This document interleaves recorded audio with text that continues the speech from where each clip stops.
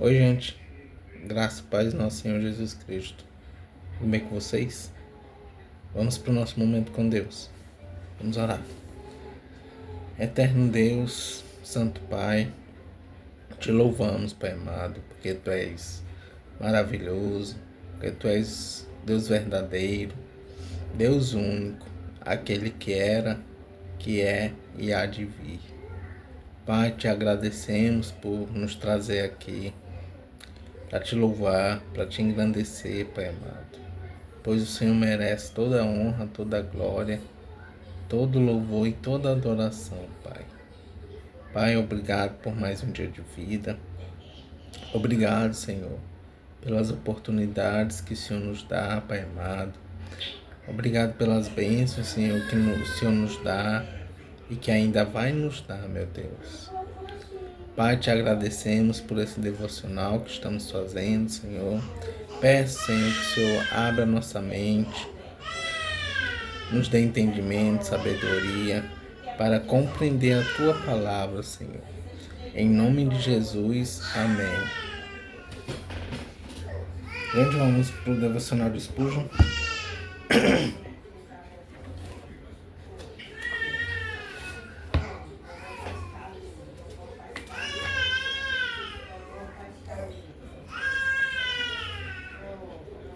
O devocional de hoje é referente a 1 Coríntios, capítulo 3.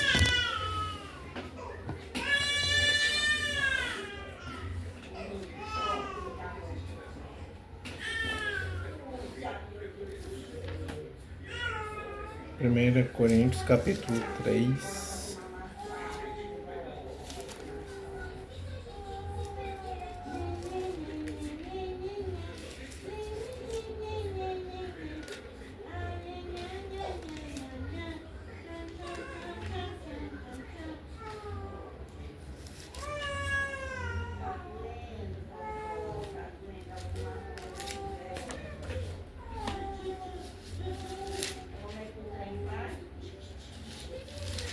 Capítulo 3, 1 Coríntios, capítulo 3, versículo 1.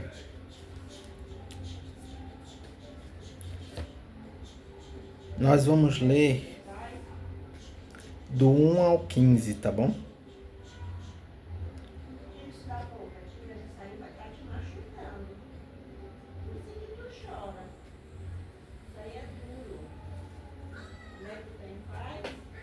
Isso, nós vamos ler do versículo 1 ao 15. Ao 15, tá bom? Que diz assim: Servidores de Deus. Uma introdução desse capítulo diz assim: falando ainda sobre as divisões acontecidas na igreja de Corinto, Paulo agora considera o trabalho feito por aqueles que anunciam o Evangelho.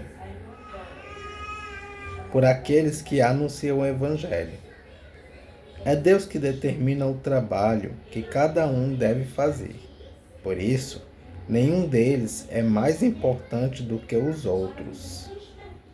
Os vários grupos, os de Pedro, os de Apolo e os de Paulo, se formaram porque as pessoas pensaram que o seu líder era mais importante do que os outros. Assim, aqueles coríntios estavam se comportando como se pertencessem a este mundo e não como pessoas que são guiadas pelo Espírito de Deus. E o capítulo inicia assim: Na verdade, irmãos, eu não pude falar com vocês como costumo fazer com as pessoas que têm o Espírito de Deus. Tive de falar com vocês como se vocês fossem pessoas do mundo,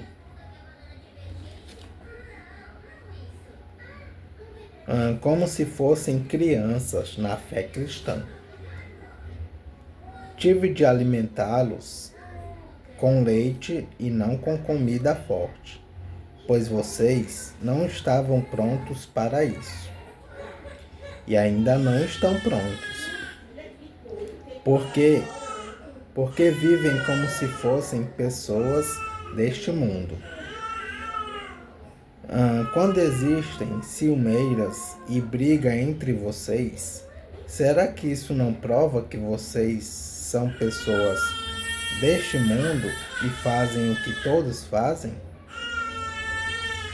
Quando alguém diz, eu sou de Pedro, e outro, eu sou de Apolo, será que assim não estão agindo como pessoas deste mundo?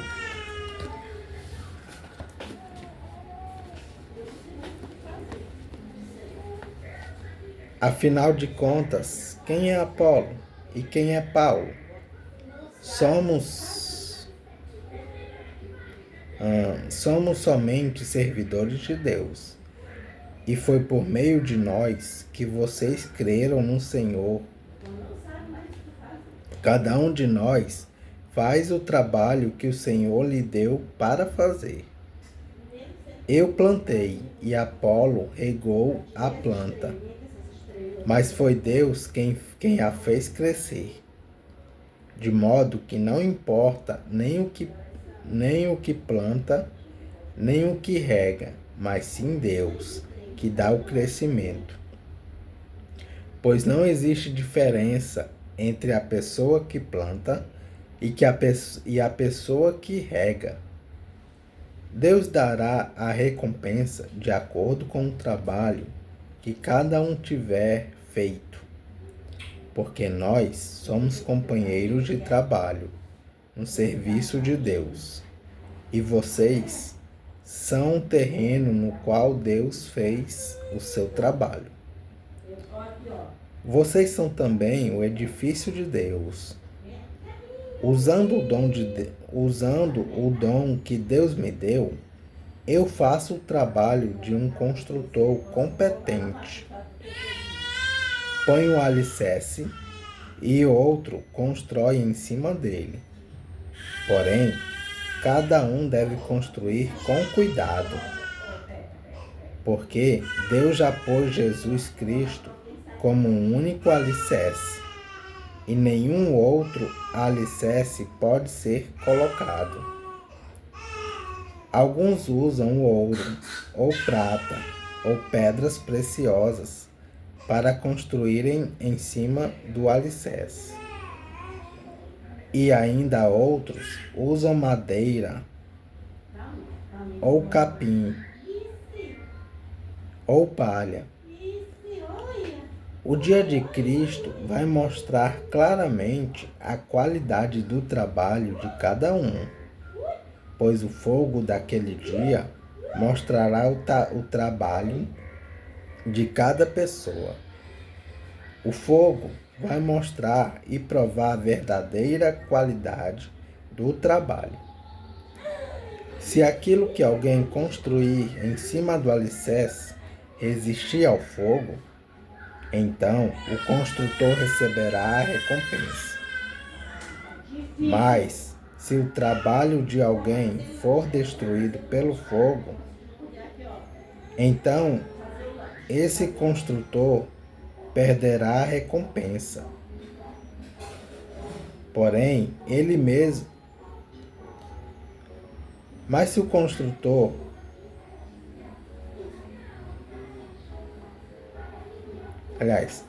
versículo 13.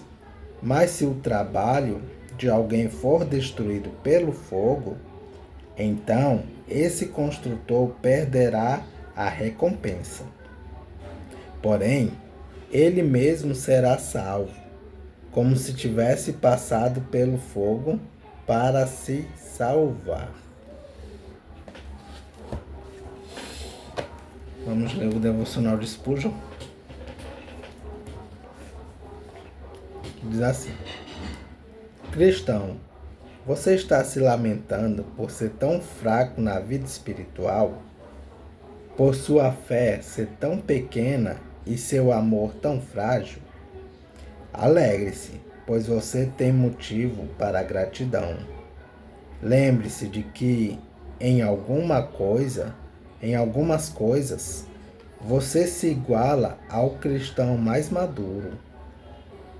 Você foi tão comprado com sangue quanto ele. Você é um filho de Deus adotado como qualquer outro cristão.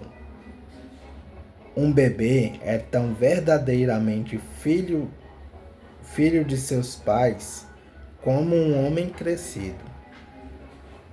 Você é completamente justificado, pois a sua justificação não se trata de níveis. Sua pequena fé o purificou por completo. Amém.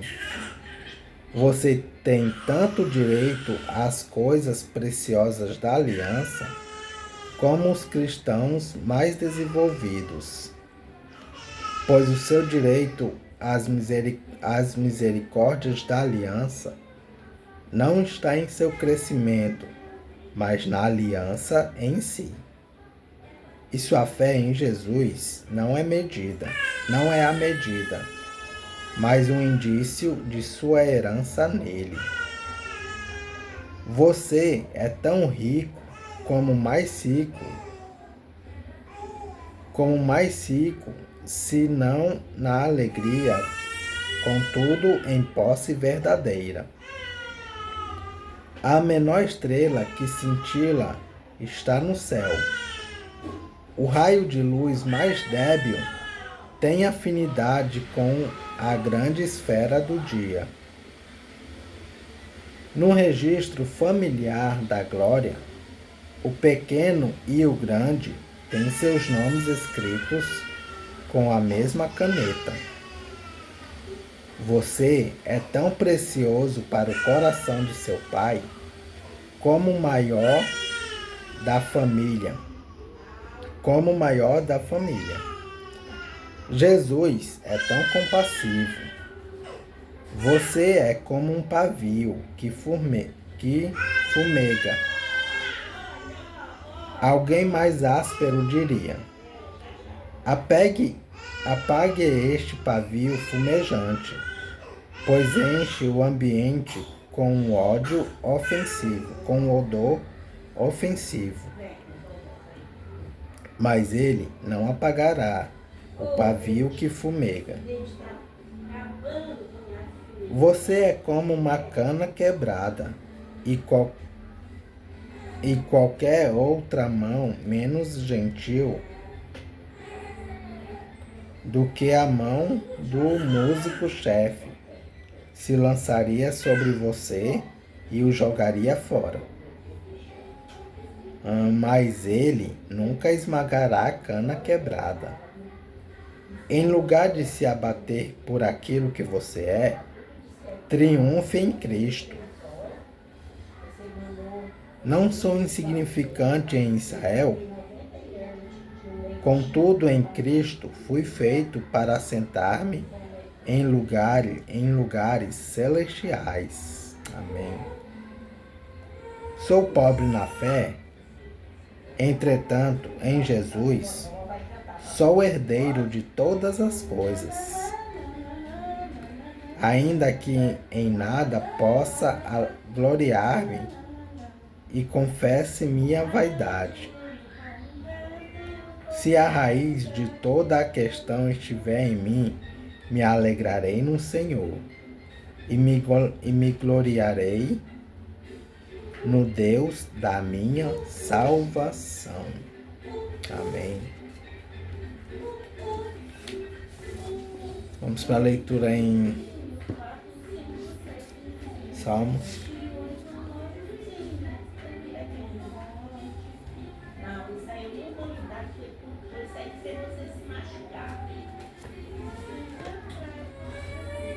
Salmos 20.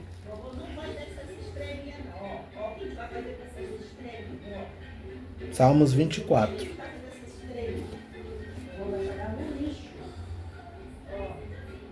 Quem pode ir ao templo? Uma introdução desse salmo diz assim: Salmo para o culto. para ser cantado pelas pessoas que vão chegando a Jerusalém para adorarem a Deus numa das festas. Primeiro, louvor a Deus, louvor ao Deus de Israel, o Criador do universo. Versículos 1 e 2. Segundo, qualidades que as pessoas que adoram a Deus devem ter. Versículos 3 a 6. E terceiro, pedido para entrar na área do templo. Versículos 7 a 10. E o salmo inicia assim: Salmo de Davi. Ao Senhor Deus pertencem o mundo e tudo que nele existe, a terra e todos os seres vivos que nela vivem são dele. O Senhor construiu a terra sobre os mares e pôs os seus alicerces nas profundezas do oceano. Quem tem o direito de subir o monte do Senhor? Quem pode ficar no seu santo templo? Somente aquele que é correto no agir, somente aquele que é correto no agir e limpo no pensar, que não adora ídolos, nem faz promessas falsas. O Senhor Deus o abençoará, o salvará e o declarará inocente no julgamento. São assim as pessoas que adoram o Senhor, que prestam culto ao Deus de Jacó. Abram bem os portões, abram os portões antigos, e entrará o Rei da Glória. Quem é esse Rei da Glória? É Deus, o Senhor, forte e poderoso. O Senhor poderoso na batalha. Aleluia. Abram bem os portões, abram os portões antigos, e entrará o Rei da Glória. Quem é esse Rei da Glória? É Deus, o Senhor, Todo-Poderoso. Ele é o Rei da Glória. Amém. Vamos para algumas referências e comentários do Salmos 24. Salmo 24, título hebraico. Referência: Introdução do Salmo 4, versículo 1. Salmo 24, versículo 1. Ao Senhor Deus pertencem o mundo e tudo. Referências: Salmo 50, versículo 12. Salmos 89, versículo 11. Salmo 95, versículos 4 e 5. E 1 Coríntios, capítulo 10, versículo 26. Salmo 24, versículo 2. Alicerces nas profundezas do oceano. Referência: Salmo 18, versículo 15. Salmo 24, versículo 3. Subir o monte, ficar no templo. Referência: Salmo 2, versículo 6. E Salmo 15, versículo 1. Salmo 24, versículo 4. Somente aquele. A resposta é dada pelos sacerdotes ou pelos levitas, que apresentam 4 exigências para a entrada na área do templo. Exigências essas que são de natureza moral e espiritual, e não cerimoniais, nem doutrinais. Comparar com o Salmo 15, versículo 2. e Isaías capítulo 33, versículos 14 a 16. Correto no agir. Referência: 2 Samuel, capítulo 22, versículo 21. Salmo 34, versículo 15. Limpo no pensar. Referência: Salmo 51, versículo 10. Salmo 73, versículo 1. E Mateus, capítulo 5, versículo 8. Nem faz promessas falsas. Referência: Salmo 15, versículo 4. Salmo 24, versículo 6. Prestam culto. Isso traduz o texto hebraico que traz: buscam a face do. Essa frase quer dizer: está na presença de Deus para adorá-lo. Referência: Salmo 70, versículo 4.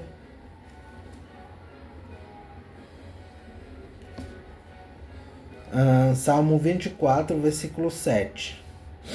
Abram bem os portões. Trata-se dos portões do templo. Referência: Salmo 118, versículo 19. Pelos quais as pessoas entravam para adorar a Deus. Entrará o Rei da Glória. Referência: Salmo 26, versículo 8.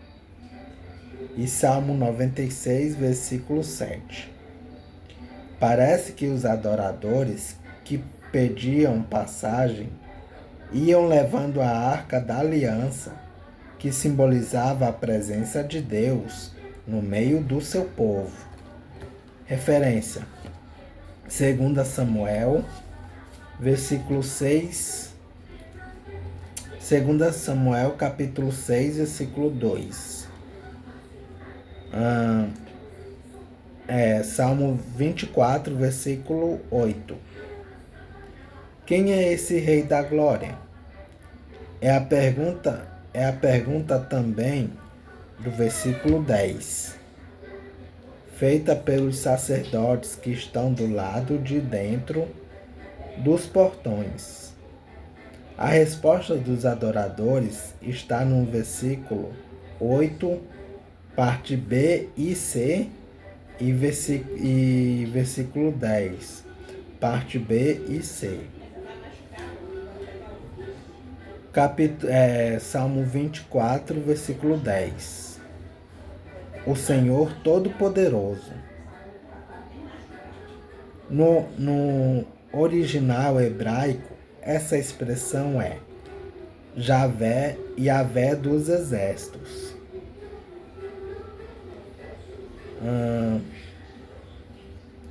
Essa expressão inclui 3 ideias. Primeiro, Deus é o comandante das forças armadas de Israel. 1 Samuel, referência a 1 Samuel, capítulo 17, versículo 45. Segundo, é o Criador dos astros. Referência: Salmos 33, versículo 6. Isaías, capítulo 43, versículo 12. E está presente no mundo inteiro. Referência: Isaías, capítulo 6, versículo 3. E terceiro, e é o chefe supremo dos anjos. Referências: Neemias, capítulo 9, versículo 6, e Salmos 103, versículo 21. E é isso, gente. Salmos de número 24. Que Deus os abençoe.